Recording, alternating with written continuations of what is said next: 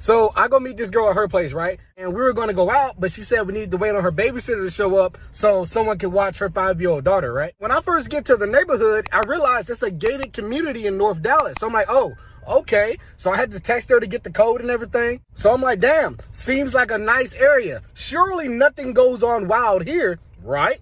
So as I'm pulling up to her house, I noticed that her front lawn is cut diagonal. You know what I mean? It's not cut in a straight line. So I'm like, oh, okay. It's cut like a golf course. This is nice, real nice. You know what I mean? So I pull right into the driveway and I park right there. But that right there is already breaking rule number 34-1 in the Baby Mama Shuffle Safety Handbook. You never park right in the driveway. You're going to find out why in just a second. Before I get out the car, I grab my tool bag and I grab my hard hat. But I'm not there to fix anything.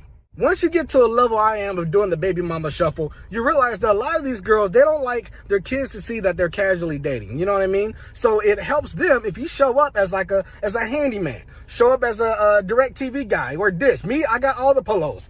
I got the vest, I got the hard hats, I got it all. Because I've learned over time, if you cater to these women, it helps your situation in the end. This is what I do. Hell, I'll even show up as an astronaut if she needs me to. You know what I mean? Just put it in the appointment notes. So I'm sitting on the couch just chilling, right? I'm eating one of her kids' fruit snacks. She has a PS5 on this big ass flat screen. So I'm like, oh, hell yeah. And the sitter should be there any minute. Everything's going great, right? Then, out of nowhere, I hear boom, boom, boom, boom, boom. Sound like LAPD at the front door. She jumps up and looks at me like I was suspecting company. Like, nah, girl, this your house. Who the hell is that? And I wasn't really scared until she got up and she went to the door and she looked through the window thing on the right side. And when she turned around, the face she had looking at me looked like pure fear. Like she shouldn't have been there either. I'm like, whoa, like what's going on? She's like, you need to get up, get your stuff. You need to go to the pantry right now. I'm like, the pantry? She's like, get up, get your stuff and go hide in the pantry. So I wasn't going to let her say it 3 times. So I got up, I got all my stuff and I go hide in the kitchen pantry. And I was sitting there next to a box of Ritz. I remember specifically. So while I was sitting in that pantry, I didn't know what was going on, right? But later I found out, you know, like just to add information in right now, that her babysitter had to cancel. But she called her ex-husband instead of calling her because she had like no clue that they were even going through a split, right? So he showed up to pick up the kids, but he saw my car in the driveway. You know what I mean? That's why there's rules to this. You always park across the street. You park down the road. You never park in the driveway. That's how you get yourself hurt. So I'm sitting in this pantry. I'm hugging my little tool bag and my hard hat. And I'm like trying like to breathe like real quiet. And then I overhear like them yelling like blah, blah. Like it's like real muffled. But then I hear like a slap, like a loud bah. And then she goes, and you still hit like a bitch. And I'm like, oh. They squabbing. So I'm like, okay, do I get out the pantry and go like do something, or do I sit here and, you know, let this family matter go on? You know what I mean? Then I started hearing glass breaking and all kinds of stuff. So I'm like, okay, I'm not going to sit in here while there's like full-fledged domestic violence going on. So I get up, I walk around like the little kitchen short hallway thing. And then when I see him, my whole mind kind of changed. And I wish I was still in that pantry because he was this big, buff, no neck, Vin Diesel, cornbread and hot sauce and beans for breakfast looking motherfucker. And I didn't really know what to do. So I was like, hey, yo. And then as soon as he heard me, he turned and looked at me. He started walking my way and he was like cussing and everything already. And then she saw that he was coming towards me. So she like ran and kind of like intersected, you know, his path. I guess she was trying to save my life, right? But as soon as like she got in front of me, he picked her up like a toddler, like underneath the armpits. He picked her up and chunked her. I'm talking like almost 10 feet into the couch, and the couch like flipped over. So I'm like, okay. And then when my adrenaline's pumping and I'm mad, I start to sound like my mom for no reason. So I was like, hey, so what you not gonna do is just throw people. But before I can get the word around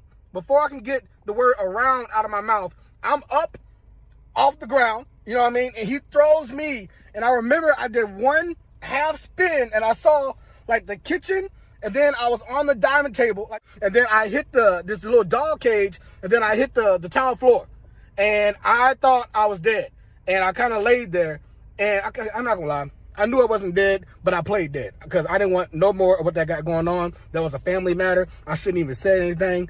And part of me was trying to make myself feel better for laying there acting dead, you know what I mean? Because I was like, you know what? He threw her into a couch, you know what I mean? He threw me into a dining room table. So he still loves her, you know what I'm saying? She got thrown into a couch. So let me just, you know, lay here. And because he didn't ask me who I was. He didn't say, what are you doing here? He immediately picked me up and threw me. He didn't want to have no conversations with me. So I'm just going to lay there and chill out. So eventually she started yelling, I called the cops are on the way. Man, Let's talk about one of the riskiest situations a guy can ever walk into, dating a single mom who still has baggage in the picture.